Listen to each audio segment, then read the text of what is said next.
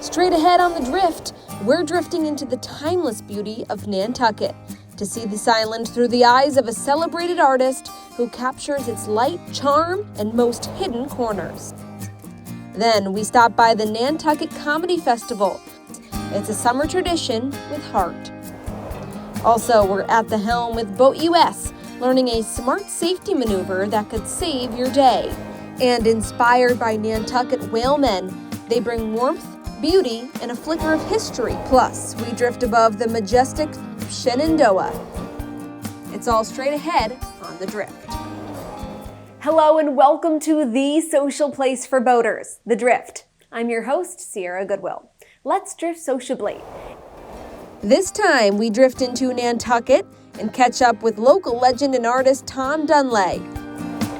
Tom, here we are on Nantucket, your place, right? You know it well. Right. Driving in, of course, a Jeep, because you have to have a Jeep on Nantucket. Exactly. So, Tom, tell me where we're going to go to meet your model.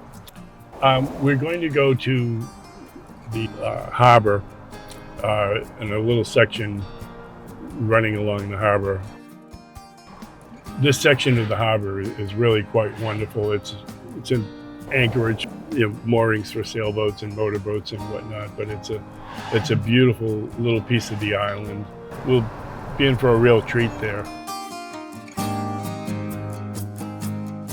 And what a treat it was. Tom's deep island roots and connections grant him access to some of Nantucket's most hidden spots and breathtaking views, places few ever get to see.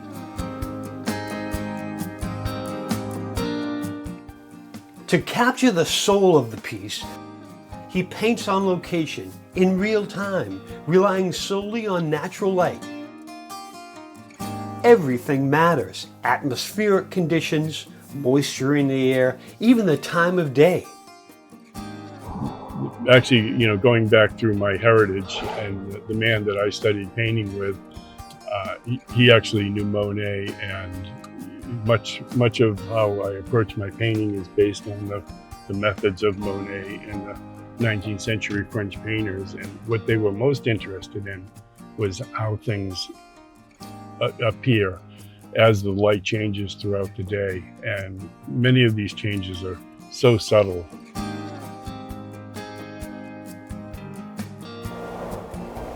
Now Tom takes us to some of his favorite places. Steps Beach, located in Nantucket's cliffside area, is a public beach with a $1 million view.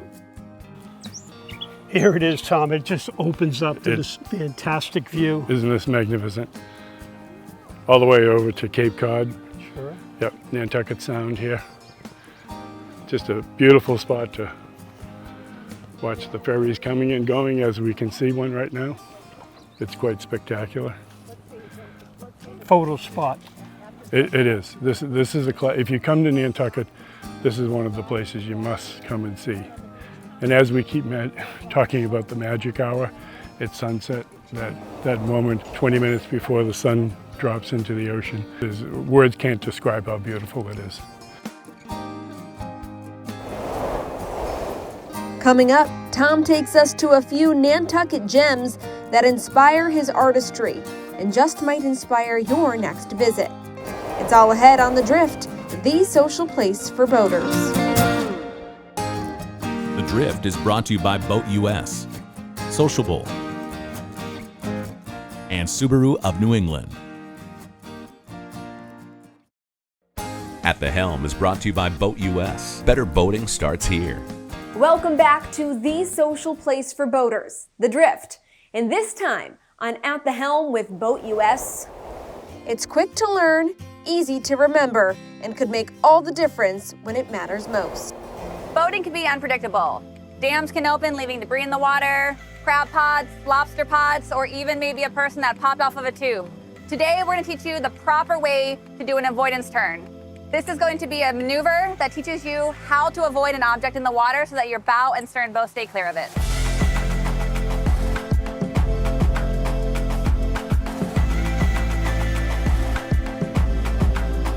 Driving a boat is different than driving a car because it steers from the stern. Therefore, it creates a pivot point. Generally, a pivot point is about a third to half the way back on a boat. We're gonna do two different avoidance turns today. We're gonna do one at displacement speed and another one on planing speed. We're gonna drop this mark in the water and use this to avoid. One really important thing that you need to remember when you're practicing these turns is that when you turn quickly, the inertia can throw people out of the boat. So it's extremely important that you announce nice and loud, "Hold on, I'm getting ready to turn the boat," so that your crew has time to hold on or sit down. This is a pretty simple maneuver. We're gonna head straight for the object in the water. When we're about 2 to 3 boat lengths away, we're gonna shout nice and loud, "Hold on." Then we're gonna steer at a 45-degree angle away from the object. Before the bow of our boat passes it, we're gonna do a tight turn back towards the object. This will kick the stern, the back of the boat, away from the object. Once we're past it, we're gonna resume our course and keep going straight ahead. Now we're gonna do this maneuver on a plane.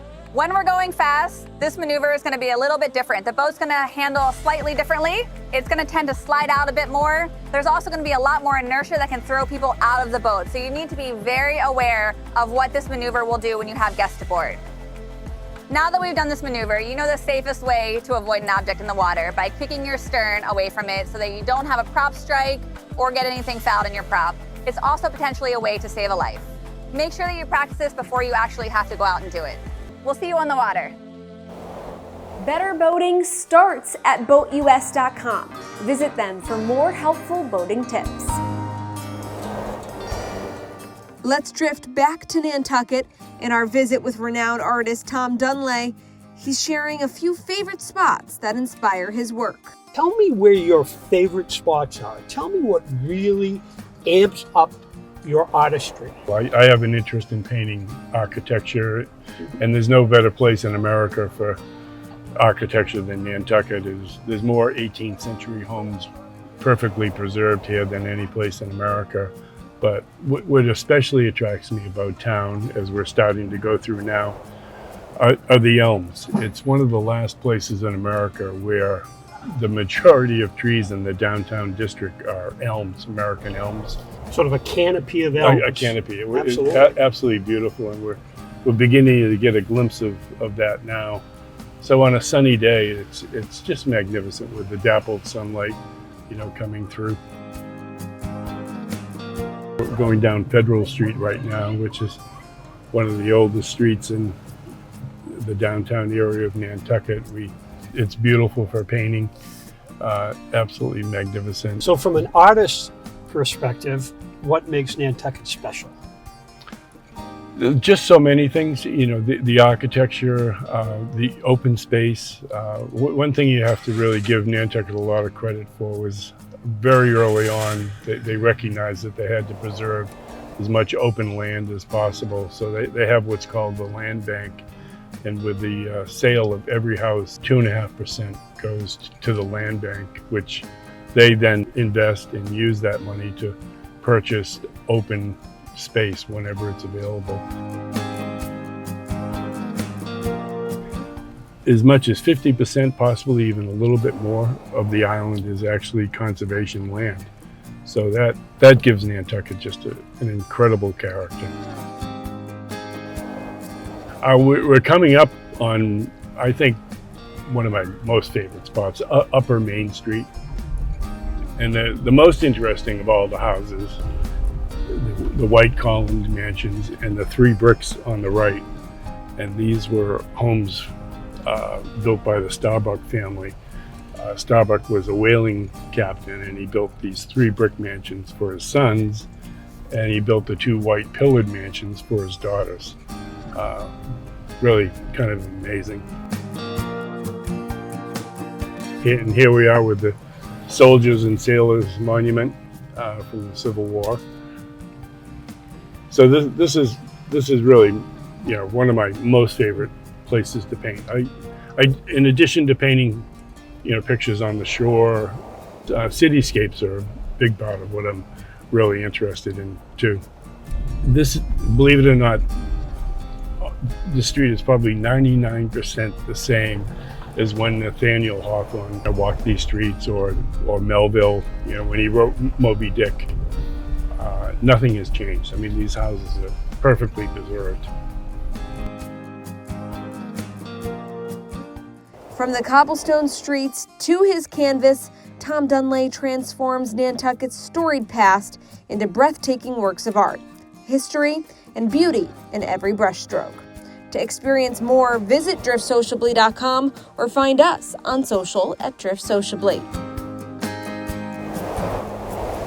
Coming up, we warm things up with burn bowls, elegant, handcrafted, and inspired by Nantucket's whaling past. Then, big laughs and bigger heart at the Nantucket Comedy Festival. It's all ahead on The Drift, the social place for boaters. Now there's a place where the drift is always on. Check out our YouTube page at Drift Sociably. Find full episodes and your favorite drift features. That's Drift Sociably on YouTube, the social place for boaters. Get the drift?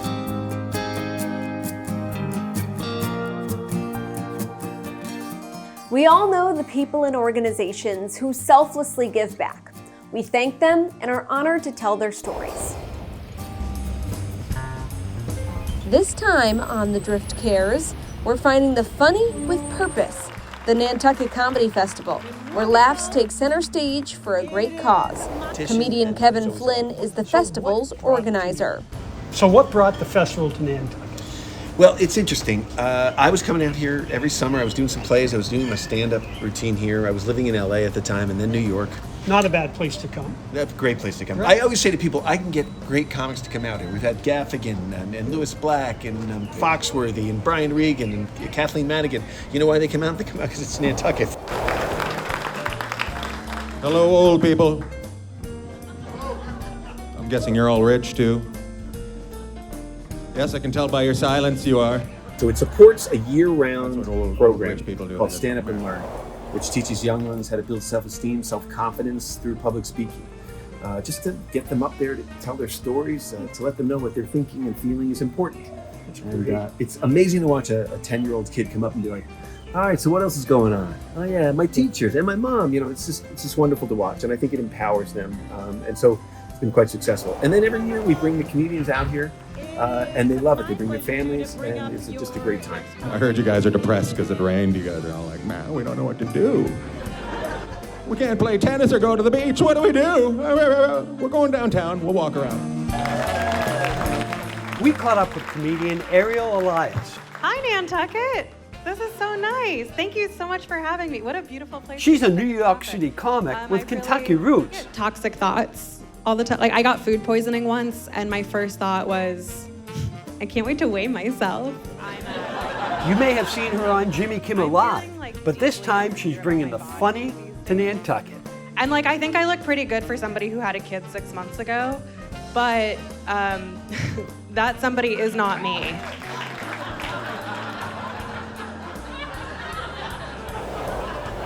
Give me one bit about Nantucket without using the once was a man from. Sure. Nantucket, it's the most beautiful place I've ever been in traffic. It's so beautiful. No, everybody's like, no, we don't have any stoplights here because we just want to preserve the old way of life of mowing down pedestrians, and it's really beautiful. It does work, right? Yeah. But being run down by a classic Range Rover has a different feel, doesn't it? Yeah, it's better than being run down by a cab. Exactly. It is nice. Also on the marquee is comedian Aaron Berg, New York-based, quick-witted, and unapologetically sharp. I love the fact that for a mere $2 million, you can buy a shed near the airport. With credits from Comedy Central to Roast Battle, Aaron brings big laughs and even bigger energy to Nantucket. Thank you. That's good this night. Dear Nantucket Comedy Festival, last night we were very offended when Joe Rogan put on a blazer and took the stage. Tell me what's great about performing in Nantucket. I'll tell you what's working against you when you go on stage. And I don't know if this is true yet. On stage anywhere or in Nantucket? In Nantucket. Okay. These people seem very relaxed. I don't know if there's a lot of problems in their lives right now. Usually people that love to laugh can't pay their rent, their air conditioning doesn't work. Comfort is not good for comedy. So what I'm hoping is and I did research this, the Dow took a bit of a dip today. And I'm hoping that that dip makes these people a little more miserable so that they can laugh at my horrible jokes. These are all jokes I just wrote today. How great is this town? I'm gonna move here and be the mayor. Could we get more gray hair in the audience, please? Thank you. I really appreciate you guys. Thank you for having me. You're gonna love the rest of the show. Sierra, how's that for a great time? Tons of laugh in an amazing setting and all for a great cause. Just incredible, folks. Thank you for doing what you do. For more Drift Cares stories, visit driftsociably.com and at driftsociably on social media. Now it's back to the mainland, where burn bowls, inspired by the whalemen of Nantucket, are bringing fire and style to life outdoors. Brendan, this is our evening illumination pit. Okay. And it's seen better days. Okay. How can burn bowls help us out? So we can definitely set you up with a nice Core 10 steel fire pit. This is probably 25 years, so Yes. it's done its time. Right, And right. I've seen your bowls. They're amazing. They're all over the waterfront. We've been very fortunate in that we've been very successful selling the product. They're very weather resistant. I make all of my bowls out of Core 10 steel, which is known as a weathering steel. So it is resistant to atmospheric conditions, especially salt air. Sure. So with Core 10 steel, which is a high quality alloy, it forms a patina, rust-like patina, that actually protects the blue-gray steel underneath. And we So- like that. We Yes. like patina. Right. And that's where that rust comes in, right? The rustier the better, almost. Exactly. And actually that rust is what's protecting the steel underneath. So you're here in New England, based in the seaside community of Mattapoisett, Massachusetts, right? What is that tie? What is that connection to the ocean for you? Like, why burn bowls? We came up with the whaling theme for the burn bowls. Each one of my burn bowls is named after a species of whales. New Bedford right there is the whaling city, right? Exactly. So New Bedford, of course, with the whaling history there, and then Mattapoisett was the whale shipbuilding epicenter of the world. So there's a rich whaling history here, even right down. So I thought you were going to hit some balls. Yeah, right. That's what it looks like, right? Let's see what we have here. This is cool. Yeah, so this is one of our fire harpoons to go with the whale theme, and it's a fire poker, and it's a solid steel rod. We cut these out with a plasma cutter and weld them on. So that's reminiscent of a harpoon spear. And that'll keep that fire stoked, right? Yeah, so that's, you can move the wood around, especially when it comes to cooking. I do manufacture cooktops, so if you wanted to, move logs around for cooking purposes, you can move your logs around with that hook end. So it's handy. So the cooktop goes right on top of the burn bowl? It does, Awesome. Yep, and it's removable. They're 304 stainless steel, so they're weather resistant. Nice thick gauge, so they don't cup with the heat. Let's take a look at your offerings. Let's do it. Awesome. All right. So we've got, I notice a rolled edge here. That's correct. And a straight edge there. That's correct. What's the difference? Aesthetics? It's just really aesthetics. This has the rolled edge, again, just for aesthetic purposes. And I see some over there with feet. Yes, so if you want a more traditional looking fire pit, there aren't many fire pits like this. I find the advantage to the deeper bowls, especially on the waterfront, like where you are, it does block the wind.